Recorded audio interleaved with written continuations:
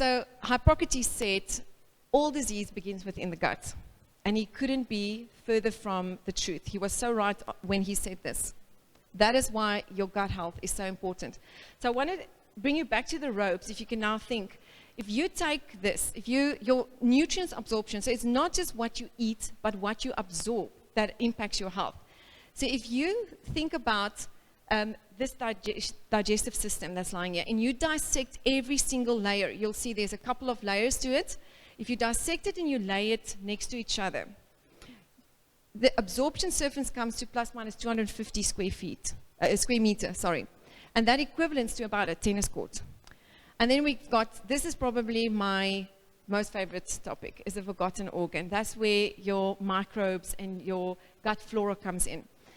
So I hate to break it to you all, but you all need 10% human cells. The rest of you, the rest of 90% of you, is all made up of bacteria. It's all around us, as you can see. We've got bacteria everywhere. It's not just, environmentally, but it's on your body as well.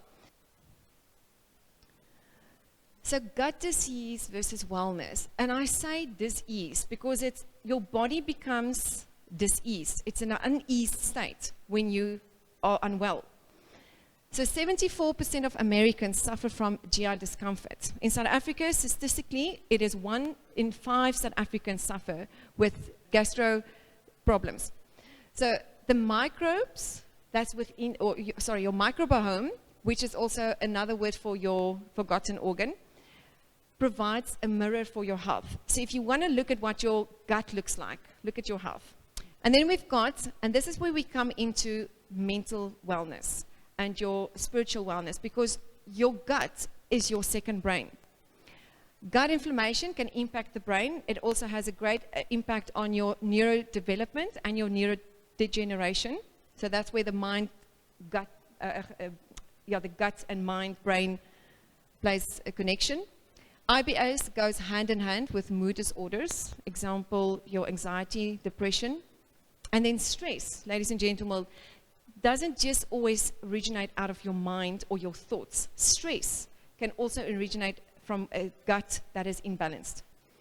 Then this is another topic that I will literally keep you all here for a month to just talk about this. Probably not a month, maybe a week.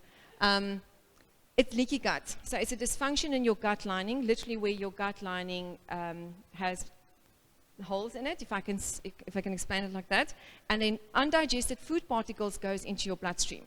And that also causes disease because your bloodstream is not supposed to pick up food particles undigested. And various other substances and pathogens.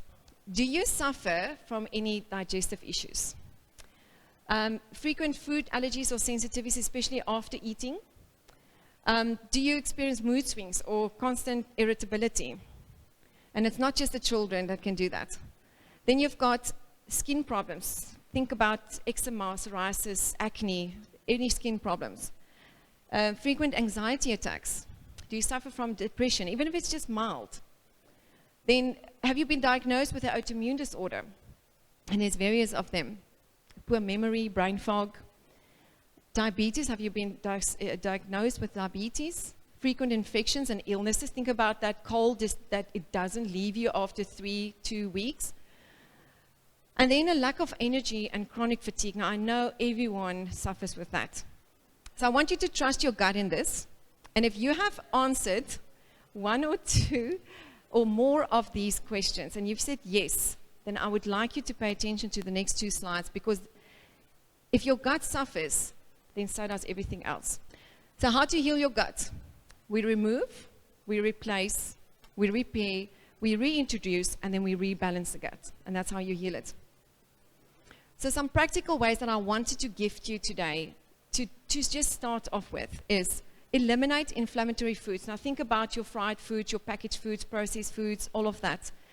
If you eliminate that and you overcrowd your body by increasing it with fiber and intake whole foods, think about the foods that's been created, the food that your body will recognize.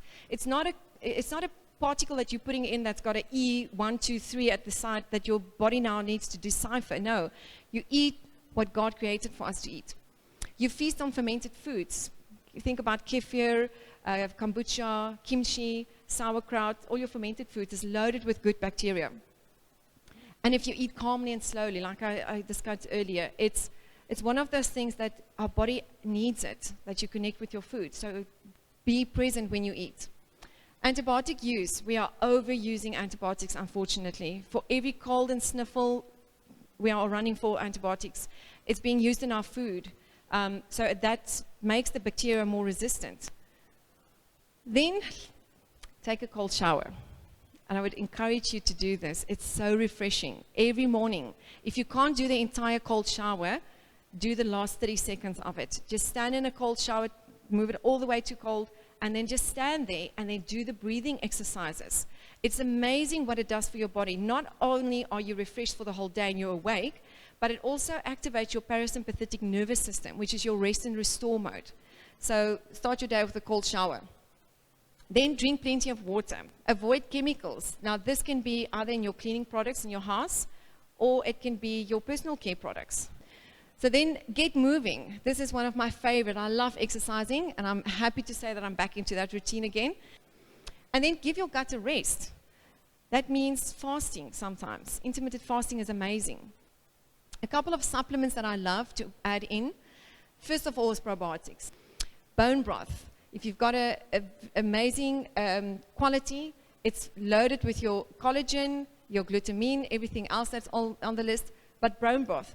It's my favorite thing to do in the morning is to start my day with a cup of bone broth. Then we've got omega-3, we've got collagen, we've got L-glutamine that heals a leaky gut, we've got licorice root, digestive enzymes, and then again, eat cold potatoes. So then just a couple of takeaways from today's talk. There is over 170 diseases that has been linked to gut health. The gut is the largest endocrine system, like I said, secreting more than 30 of your hormones. It has a brain of its own and can function independently. The gut is also known as the second brain, as we discussed, and then studies have shown that the gut directly influences our mood, our behavior, and yes, even your decisions. So the next time you've made a bad decision, I think you can maybe blame it on your gut, if you've got unhealthy gut. Then the healthier your gut, the more in sync you are with your gut feelings and that instinct within yourself, because you are then connected. Why? Because the gut communicates with your entire body constantly, and your entire body communicates back to your gut. 'n gesonde liggaam huisves 'n gesonde siel. So a healthy body facilitates a healthy soul. Your body is a temple, so look after what you've been given. If you don't look after this, and you don't look after this being that you've been given, then everything else suffers as a result of it.